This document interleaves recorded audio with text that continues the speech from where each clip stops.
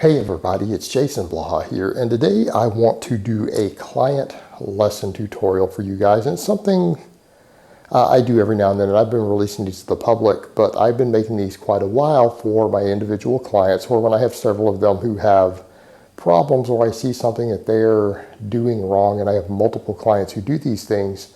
It's good to go ahead and make a tutorial video, and then of course I share it with the larger audience, because I might as well.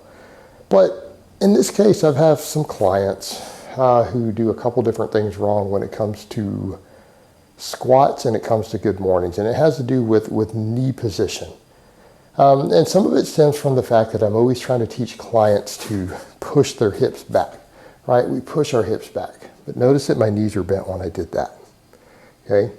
And one of the things that I want to highlight for people is that when we do squats, we do good mornings, okay, we do movements like this, we never actually lock our knee. Okay? You don't want to lock your knee on these movements. In fact, we don't even lock our knee when we rack and unrack it. It should be a soft lock of the knee because there should be external rotation of the hips, right? Watch my knees. This is a locked knee. This is not locked. Notice we turn the knees out to externally rotate the hips, to activate the glutes, all of these things. And one of the problems I have with the box squats is that in the last tutorial I had for you guys, I explained to everyone that they need to push back with the hips, okay? But notice that that's what this looks like. Okay, we push back with the hips and we sit back. Well, I had definitely one of my clients who he does struggle with his squats. We've made pretty good strides with other stuff, but notice he starts doing his squats with a bent knee before he sits back. And this creates some problems. And this is also one of the problems you guys will run into as coaches, or those of you who film your videos and upload them to the internet. Stop wearing baggy black pants, okay? It's one of the things that I'm gonna say right there. If you wear black leggings, you better wear some short shorts. Especially if you want anyone out there to look at your lifts. And that's people who do that, not only my clients, but I see that for people who upload things and say, hey guys, how does my depth look on my squats? And they're like, I don't know. Where are your legs? I can't even see. Where are they? You're wearing big old baggy black leggings. Okay? You've wasted your time filming yourself. No one can tell what in the hell is going on. And so some of my guys are bad about that too, and I want you guys to stop doing that crap. Wear shorts, okay? If it's so cold that you need leggings, wear bright neon yellow ones so we can see what they look like. But stop wearing black, especially baggy. So what ended up happening, of course, when I had this guy mess with different things with squats, you know, of course he's going to fail maxes because he's now in the habit of doing this, right? Because I say push your hips back. Well, he's coming out with locked knees and then trying to sit back like that. Okay? Well, the bar gets pushed in front of the midfoot. Creates an enormous problem. Instead, the knees should be bent. So when we walk it back, this is as far as we walk, right? You don't walk a bar back a foot. Also one of my pet peeves. Why do we walk a weight out of a rack? We walk it out so that we can miss the J-hooks on the way back up. Do you need to walk it back, what, 6 inches? 4 inches? Whatever the length of your J-hooks is plus 1 inch. All right. Knees out. And we sit back. But notice my knees are already bent. So when I say break at the hips first, we give that cue so that you will do it concurrently, because what we don't want to have is a lift or break at the knees. Because if you break at the knees, what happens? And a lot of times guys who have weak hamstrings will do this on a box. They'll break at the knee because it shortens the range of motion. Okay? Look at where I'm at. Knee angle impacts hitting parallel, and it affects how low you have to go to reach depth.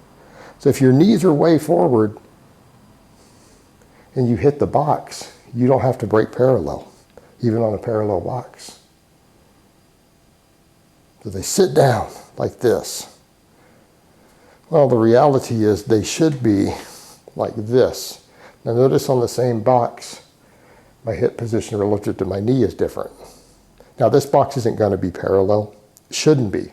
I'll look at it later, but this box should not be parallel for me. This should be a hair above on this box that I picked today. But if you're all the way in like this, you know, it ends up being like this. Okay, we've removed the whole posterior chain. So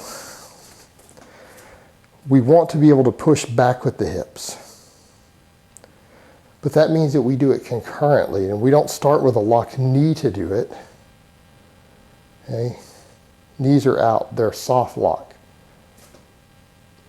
We come back,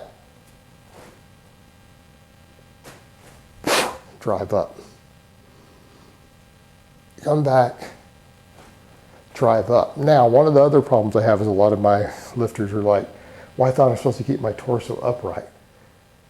Your torso position is determined by what's going on in your lower body. There is no too far forward or too upright. It should whatever is required to keep the bar mid-foot. And if you're a long leg lifter with long femurs, to keep the bar mid-foot when you sit back, you're gonna have to lean way forward. And that's fine, that's normal. People set world records doing that. There are guys who have forward lean who squat 1,000 pounds. Okay?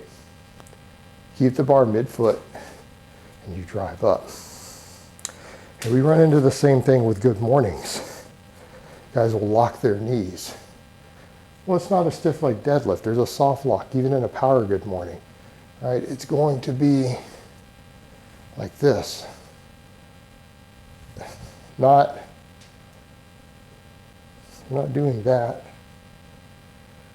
Other big one I see, a big problem is pelvis position. Right? And all of this could be summed up by understanding that the pelvis should look like a bucket of water that you're trying not to spill. Okay, so, and that should be true on all of these lifts. So if we're trying to do that, what you'll see a lot of times, guys, well, if you bend the knee or bend forward like this, you spilled water over the top. Okay? But watch when we come down. Okay? Pelvis is in that position. We drive up. That's the top. This is not the top. And I see people do this all the time. They get to the top of a squat and they do this. They hump the air. They do the same thing on a good morning, right? They'll do a good morning. This is the top. This is a problem. Do you guys see the difference? You just spilled water over the back. Also look at the back angle. I want to ask a serious question to those of you who are out here doing these lifts. All right, you have things like some of these exercises get a reputation for injuring people's back. You consider that maybe that's why. Part of it, things that maybe a back squat of trying to go lower than your anatomy allows for. Trying to squat too deep for your structure can be a problem. But the same thing with the top.